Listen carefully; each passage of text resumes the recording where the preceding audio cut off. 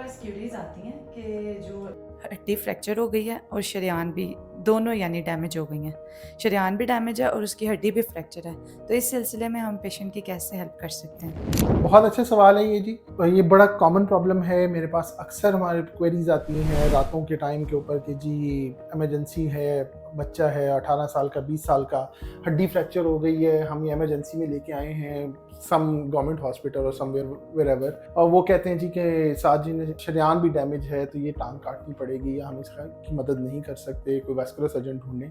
तो इसमें मेनली क्या होता है कि मैं और मेरे साथ ये डॉक्टर खालिद साहब हैं। खालिद साहब ऑर्थोपेडिक सर्जन हैं, मैं वैस्कुलर सर्जन हूँ। हम लोगों की कंबाइंड टीम है, हमारे साथ प्लास्टिक सर्जरी के साथ कंसल्टेंट्स होते हैं, तो हम ये मिल के इनको मैनेज करते हैं। इसमें जो हमारी प्राइम काम होता है कि अगर टाइमली पेशेंट हमारे पास पहुंच जाए तो इसमें हमारा पहला कंसर्न ये होता है कि जो हम खून का भाव है वो बहाल करें और शरेयान का जो डैमेज वाला हिस्सा है, ज़्यादा हिस्सा है, उसको रिपेयर करें, उसको रिप्लेस करें। बाकी जो ऑर्थोपेडिक साइड के ऊपर है वो खालिद साहब बताएंगे। शुक्रिया डॉक्टर उस्मान। अच्छा, ऐसे है कि जो हमारे पास इस तरह की कंबाइंड इंजरीज आती हैं, जैसा कि हमारे रिप्रेजेंटेटिव ने बताया, उसमें जैसे उस्मान साहब ने कहा कि वेस्कुलर की प्रायोरिटी होती है, लेकिन वो अगर टाइमली हमारे पास लैंड कर जाते हैं तो उसमें पहला काम ऑर्थोपेडिक सर्जन के तौर पे हमारा उसको स्टेबलाइज करना है कि ताकि वो हड्डी स्टेबल हो जाए, और उसके बाद जो उसके अराउंड जो भी रिपेयर होनी है या रिकंस्ट्रक्टिव प्रोसीजर प्लास्टिक सर्जन ने करना है वो बाद में साइड बाय साइड चलते रहते हैं।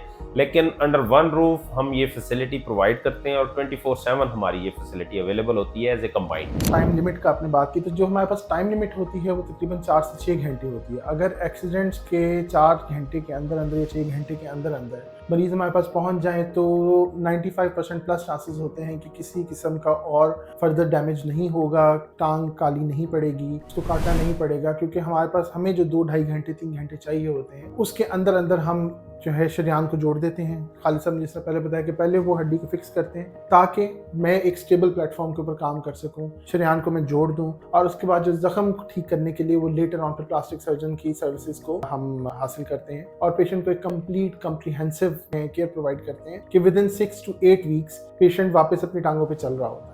इसमें एक अभी रिसेंट एग्जांपल है कि आरिफ वाला से एक पेशेंट हमारे पास आया। हमारे जो रिप्रेजेंटेटिव को उन्होंने रात कोई 4 बजे या 5 बजे कम्युनिकेट किया कि जी बच्चा है, उसका एक्सीडेंट हो गया है, बाइक से चलाते हुए गिरा है, यहाँ पे घुटने से नीचे दोनों हड्डियाँ फ्रैक्चर हो गई हैं, और वो गाँव किसी हॉस्पिटल के इमरजेंसी में था जिन्होंने कहा कि जी नीचे नब्ज़ नहीं आ रही और ये टांग काटनी पड़ेगी। तो वो हमारे पास आया, हमने अराउंड 8 o'clock 8:30 हमने उनके प्रोसीजर स्टार्ट कर दिया और अल्हम्दुलिल्लाह ना सिर्फ वो एक बच्चा यहाँ से ठीक ठाक गया बल्कि अब वो दोबारा ठीक ठाक चल रहा है और अपने सारे जो है फंक्शंस नॉर्मल रूटीन में परफॉर्म कर रहा है। खालिद साहब ने पहले उसमें एक्सफिक्स लगाया, एक्सटर्नल फिक्सेशन की, मैंने स्टेबलाइज किया, मैंने उसमें शरेयान रिपेयर की।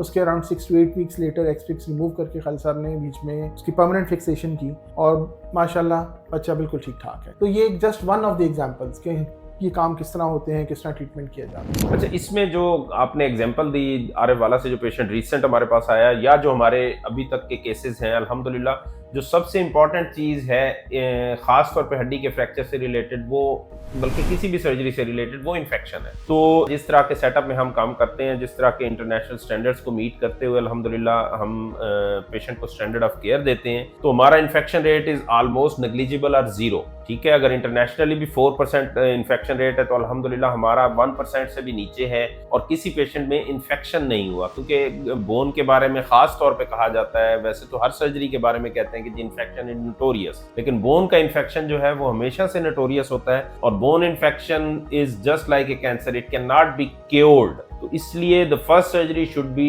In the best place. तो क्वालिटी केयर के लिए with the team approach for the vascular, orthopaedic, plastic, ये सारी कॉम्बिनेशन के साथ हमारे पास अंडर वन रूफ ये सारी फैसिलिटीज अवेलेबल हैं with the best possible care. So quality care के लिए we are here to help our patients.